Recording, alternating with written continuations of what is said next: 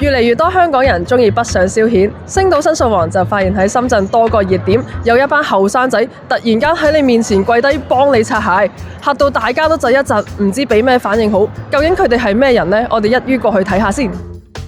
喺福田、南山後海、羅湖呢啲港人聚腳地都有發現擦鞋黨嘅蹤跡，睇佢哋個樣咧都係18、22，通常都係行孖咇揾目標。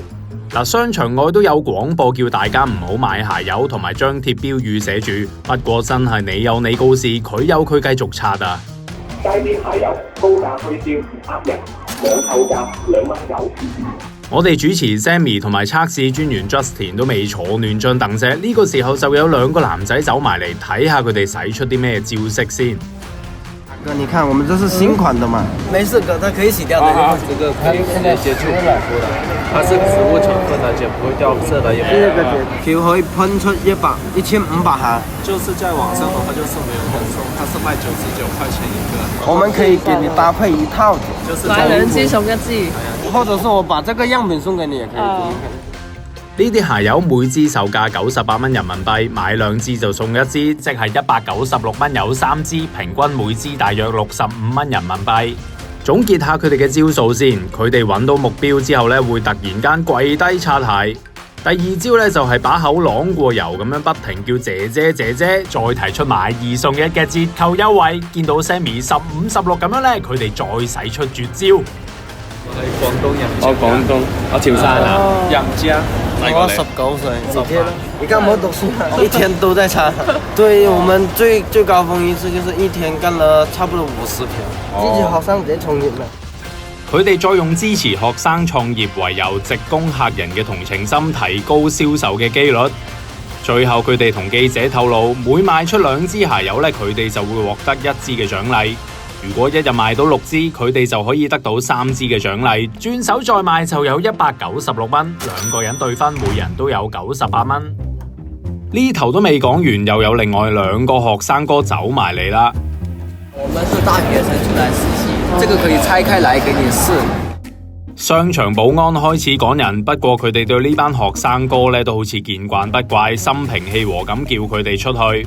我哋即刻表明記者身份，其中嚟自雲南嘅小劉就話自己只係一個非常熱情嘅推銷員，靠自己揾食咧就冇咩唔妥啫。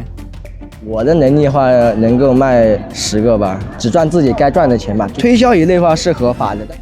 我哋指出商場嘅告示話呢啲鞋油咧喺淘寶只係賣2個9一支，小劉就咁解釋，佢賣嘅咧先係堅嘢嚟嘅喎。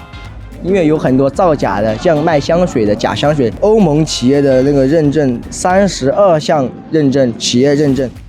既然你 sell 得咁落力，我哋又唔阻你揾食啦。我哋問下北上嘅港人究竟會唔會買先？